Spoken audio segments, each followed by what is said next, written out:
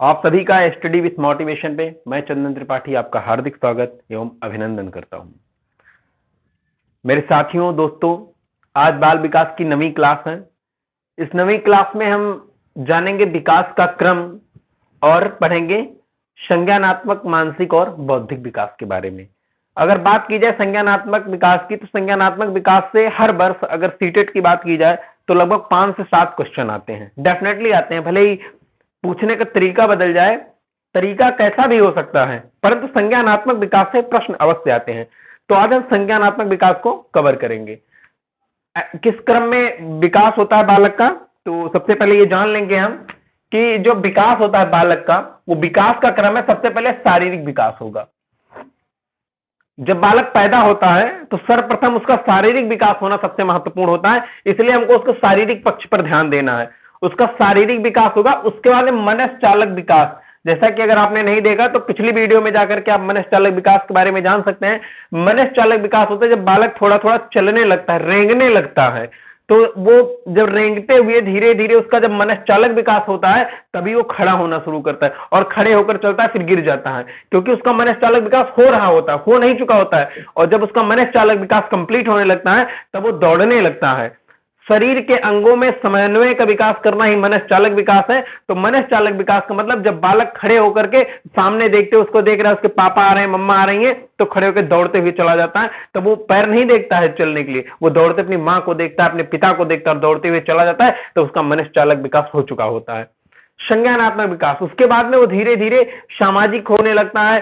समाज की चीजों को, अभी यहाँ पे सामाजिकरण की बात नहीं है, समाज की चीजों की बात हो रही है। चीजों को समझना, चीजों को जानना, और उसके संज्ञान का विकास होने लगता है। खट्टा मीठा में स्वाद में जानने लगता है, समझने लगता है अच्छी बुरी चीजों को थोड़ा बहुत, और हर तरीके की चीजों का अनुभव करने लगता है अपने मस्तिष्क के द्वारा। फिर उसके बाद में आता है भावात्मक विकास। उसकी भावनाएं बहुत ही प्रबल होने लगती हैं। भावात्मक विकास, हालांकि भावनाएं तो बचपन से ही होती है, बालक के पैदा होते ही माँ के प्रति उसका प्रेम 1-2 दिन में ही हो जाता है।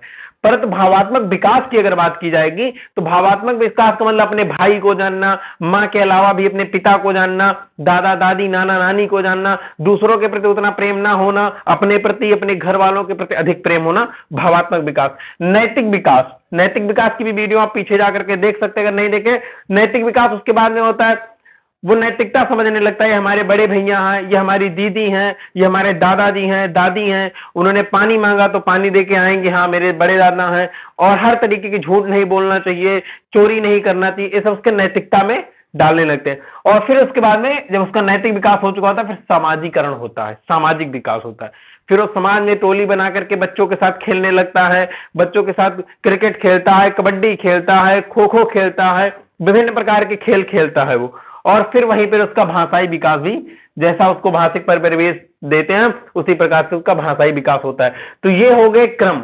आपसे अगर कभी क्रम पूछ ले या इन्हीं में से किन्हीं 4 को दे दे और उन चारों में से इधर उधर उसको सेट करके पूछ ले कि कौन सा क्रम है, तो आप इमीडिएट उसको लगा पाए कि कौन सा क्रम है। या यहां पूछ ले, यहां से 4 दे दे, तो इनमें से भी आप जान लीजिए पहले भावात्मक विकास होगा, नैतिक, फिर सामाजिक। और अगर ऊपर से देता है तो शारीरिक, मनसचालक, संज्ञानात्मक और भावात्मक। तो इस प्रकार से देखिए, आप पूरे कॉन्सेप्ट को अगर क्लियर रखेंगे, प्रश्न कैसा भी आएगा आप डेफिनेटली कर पाएंगे। तब कॉन्सेप्ट को रटिए, आप केवल उस चीज को ना पढ़े केवल प्रश्न उत्तर करते चले जाइए, प्रश्न उत्तर करते चले, नो, आप कॉन्सेप्ट समझिए। तो चलिए आज हम पढ़ेंगे संज्ञानात्मक विकास के बारे में। क्योंकि संज्ञानात्मक विकास के बारे में अगर हम पढ़ रहे हैं तो जीन पियाजे जी का नाम आता है, और आप सभी जानते हैं कि जीन पियाजे महोदय से हर बार सीटेट में 5 से 7 क्वेश्चन आते हैं। तो 5 से 7 पूरे क्वेश्चन हम यहां पे कवर करने की कोशिश करेंगे। बात करेंगे संज्ञानात्मक विकास, या उसी को मानसिक विकास या उसी को बौद्धिक विकास भी कहा जाता है। तो क्यों करें, कैसे करें, क्या है मानसिक विकास और कैसे करना चाहिए मानसिक विकास। तो चलिए अब हम जानते हैं एक एक बारे में। सबसे पहले जानेंगे कि संज्ञानात्मक विकास करने से पहले जानेंगे संज्ञानात्मकता है क्या, संज्ञान है क्या। तो संज्ञान का शाब्दिक अर्थ होता है जानना, किसी चीज को समझना या किसी चीज का अवबोधन करना ही संज्ञान होता है। जैसे बहुत से लोग कहते हैं कि ये जानकारी हमारे संज्ञान में नहीं थी। जैसे मान लीजिए कहीं पर कोई घटना घट गई और उसके बाद में एक काफी लंबे समय के बाद में उस व्यक्ति को न्याय नहीं मिला, या उस जगह को न्याय नहीं मिला, उस वस्तु को न्याय नहीं मिला, तो क्या होता है कि हम लोग अपने अपर अधिकारी को लेकर के एसडीएम डीएम को लेकर जाते हैं और कहते हैं कि साहब देखिए 2 महीने से काम लंबित पड़ा हुआ है, या रोड नहीं बन पा रही है, या पुल टूटा हुआ है। तब वो कहेंगे कि हमारे संज्ञान में नहीं था, यानी कि हमारे जानकारी में नहीं था, हमारी समझ में नहीं था। तो जब हम उनको संज्ञान हो गया, फिर उस पर उन्होंने कार्य शुरू किया। यानी किसी चीज को समझना, जानना, या इसी को कहते हैं आत्मसात करना, वही जो है संज्ञान है। चलिए अब आगे बढ़ेंगे। संज्ञान के बारे में जान गए कि संज्ञान का शाब्दिक अर्थ है जानना, समझना या अवबोधन करना। अवबोधन करना मतलब बोध में लाना, समझना, इसी को कहते हैं संज्ञान, कि मतलब समझ का विकास करना ही संज्ञान का विकास होता है। समझ का विकास करना ही संज्ञानात्मक विकास होता है। सही से संज्ञान हो गया, या संज्ञान, आप उसे संज्ञान कहे और इसी शब्द को लेकर के संज्ञानात्मकता बनी हुई है। मानसिक क्रियाओं का विकास करना ही संज्ञानात्मक विकास है। यानी जो मानसिक क्रियाएं हैं, मानसिक क्रिया मस्तिष्क में जितने भी विचार आते हैं, वह सारी क्रियाएं क्या है? संज्ञानात्मक क्रियाएं होती हैं। अब उसके बाद में मानसिक क्रियाएं इन 7 खंडों में विभक्त होती हैं, जिनके द्वारा हम चीजों को जान पाते हैं। क्या क्या होता है मस्तिष्क में जानेंगे। संवेदना होती है, संवेदना के बारे में जानेंगे। प्रत्यक्षीकरण मस्तिष्क के द्वारा ही होता है। स्मृति भी मस्तिष्क में होती है, कल्पना भी मस्तिष्क में होती है, तर्क भी मस्तिष्क में होता है, समाधान भी, समस्या समाधान भी होता है, और चिंतन भी मस्तिष्क के माध्यम से किया जाता है। तो इन सारी चीजों को कैसे हम जानते हैं? संवेदना क्या है, संवेदना कैसे जानेंगे? स्टार्टिंग करेंगे संवेदना से। तो संवेदना के बारे में जानेंगे हम ऐसे कि संवेदी अंगों द्वारा मस्तिष्क पर पहुंचने वाली प्रथम हलचल। संवेदी अंगों के द्वारा, संवेदी अंगों के द्वारा मस्तिष्क पर पहुंचने वाली जो पहली हलचल होती है, उसे संवेदना कहते हैं। जैसे देखिए यहाँ पे मैंने एक चित्र बनाया हुआ है, इसमें आप देखेंगे संवेदी अंगों के बारे में मैंने लिखा है। जैसे यहाँ पे आंख, यहाँ पे कान, यहाँ पे त्वचा, त्वचा हो गई इसकी, जिह्वा हो गई और नाक हो गई। तो क्या होता है कि संवेदी अंगों द्वारा मस्तिष्क पर पहुंचने वाली प्रथम हलचल। अब कोई भी चीज मस्तिष्क तो पहुंचना है, अगर 5 चीजें बनना हो तो मस्तिष्क को नहीं पता चलेगा। तो मस्तिष्क को समझ लिए एक तरीके से क्या है, ये इनपुट डिवाइस हैं। ये इनपुट डिवाइस के द्वारा, जब हमारे द्वारा इनपुट डिवाइस के माध्यम से कोई चीज मस्तिष्क तक पहुंचती है। आंख ने किसी चीज को देखा, अब किसी चीज को देखा, अगर वो अच्छी चीज है तो और बुरी चीज है तो वो दोनों चीजों को देखकर तुरंत मस्तिष्क ने जो पहली सूचना थी, उसी सूचना को संवेदना कहते हैं।